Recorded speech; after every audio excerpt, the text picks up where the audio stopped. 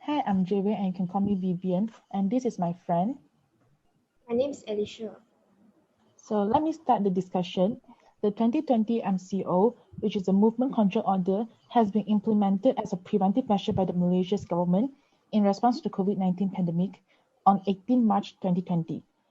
Ever since then, a lot of schools and universities have been implemented this and they have started changing dramatically from face-to-face classes to online classes on digital platforms.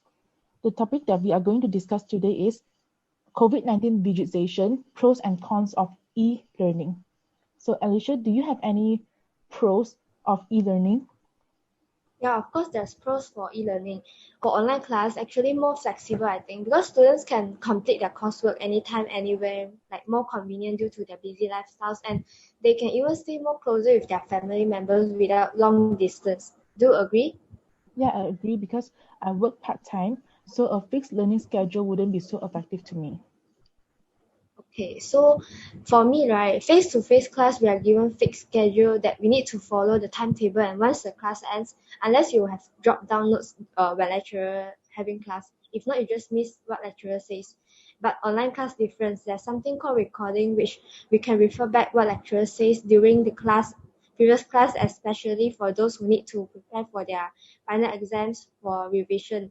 And even you miss the class, right, you can listen back to the recording. So I think this is a good wise, and I believe that online delivery of lectures can enhance the quantity and the quality of the subjects. Yeah, so Vivian, do you have more pros for online class e-learning? Yeah, in my opinion, e-learning helps to save a lot of time and money. As I used to travel from Seremban to Nilai, which is from my house to my university, it took me about an hour to drive forth and back, and also the toll and petrol expenses is about 400 monthly. So with online classes, it is I managed to save a lot of money, and to me, it is not so tiring. I think Alicia, you can relate, right? Yes, I understand because I also travel every day from Seremban to Inti Nilai, so I understand her situation. Yeah, so let's move on to the cons. As reported by the STARS on 27 April, local teachers and students struggle with uneven internet access. So this has clearly shown that the main issue is the accessibility to classes. E-learning requires good internet connection, so those with poor connection or those with no Wi-Fi at home might be struggling a lot. Another accessibility issue is most of the primary and secondary school kids, they have no phones or no laptops, and they won't be able to attend to classes.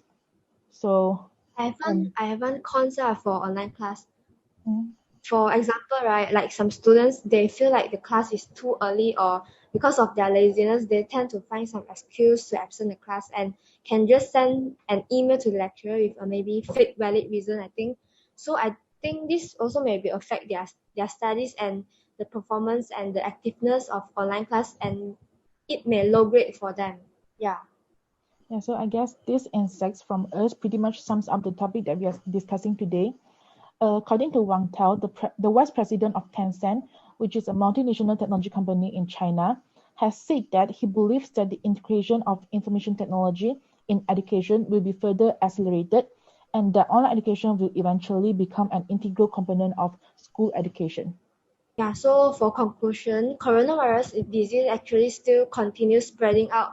That is very difficult to predict. So no matter how stubborn you are, no matter how bored you are, I hope that everyone just follow the SOP thing, keep distance and sanitize yourself, and also wear mask anytime, everywhere.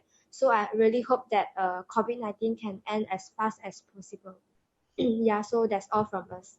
Thank Thank you. you.